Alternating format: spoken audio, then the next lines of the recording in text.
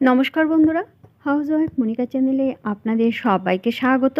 আজ আমি আপনাদের সঙ্গে স্বাস্থ্য গুণসম্পন্ন অপরাজিতা ফুলের চার রেসিপি শেয়ার করব। অপরাজিতা ফুলের চা বানানোর জন্য আমি এখানে 10-12টা অপরাজিতা ফুল নিয়েছি। এটাকে অনেকে আবার নীলকণ্ঠ ফুলও বলে থাকে। এখন ফুলগুলি পরিষ্কার জল দিয়ে ভালো করে ধুয়ে নেব।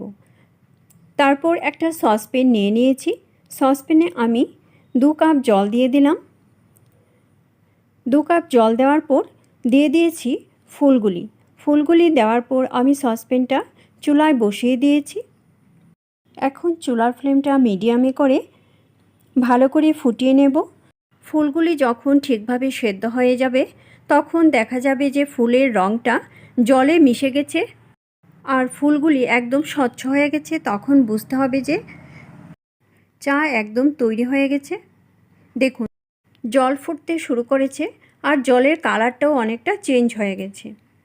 এই চা হজমে সাহায্য করে, কোষ্ঠকাঠিন্য দূর করে, রক্তে শর্করার মাত্রা কম করে, এলডিএল বা খারাপ কোলেস্টেরলের মাত্রা কমাতে সাহায্য করে, এইচডিএল বা ভালো কোলেস্টেরলের মাত্রা বাড়াতে সাহায্য করে।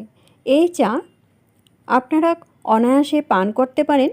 এতে অ্যান্টিঅক্সিডেন্ট প্রচুর পরিমাণে থাকে। এটা এজিং প্রসেসকে ডিলে করে। এই চা চিনি ছাড়া পান করতে হবে, কেননা চিনি স্বাস্থ্যের জন্য খুবই ক্ষতিকর। দেখুন, ফুলগুলি অনেকটা স্বচ্ছ হয়ে গেছে, তবে আরও স্বচ্ছ হয়ে যাবে, তাই আমি আরও কিছুক্ষণ ফুটতে দেব। এই চা পান করার সময় ফ্লেভারের জন্য আপনারা লেবুর রস ব্যবহার করতে পারেন, আর মিষ্টির জন্য আপনারা মধু ব্যবহার করতে পারেন। তবে আপনারা আপনাদের পছন্দ অনুসারে এটা বানিয়ে নিতে পারেন। দেখুন, ফুটতে ফুটতে জলের কালারটা একদম নীল হয়ে গেছে আর ফুলগুলি একদম স্বচ্ছ হয়ে গেছে। এখন ভালো করে একটা ফেনা আসলে চুলার ফ্লেম বন্ধ করে সেঁকে নেব। অপরাজিতা ফুলের চার রেসিপিটা কীরকম লাগলো সেটা কমেন্ট বক্সে অবশ্যই কমেন্ট করে জানাবেন। রেসিপিটা ভালো লাগলে লাইক করবেন আর বন্ধুদের সঙ্গে বেশি করে শেয়ার করবেন। এইভাবে আপনারাও বাড়িতে ট্রাই করবেন। আশা করি আপনাদের কাছেও খুব ভালো লাগবে। আর আমাকে কমেন্ট করে জানাবেন কীরকম লাগলো। আমার চ্যানেলের নতুন দর্শক বন্ধু হয়ে থাকলে চ্যানেলটা সাবস্ক্রাইব করে আমার পাশে থাকবেন আর বেল আইকনটা অবশ্যই প্রেস করে দেবেন, কেননা আমি চ্যানেলে নতুন কোনো রেসিপি দিলে রেসিপিটা আপনাদের কাছে খুব তাড়াতাড়ি পৌঁছে যাবে।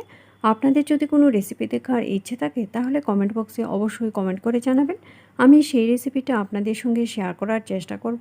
আবার আসবো নতুন কোনো রেসিপি নিয়ে। ভালো থাকবেন, সুস্থ থাকবেন। ধন্যবাদ।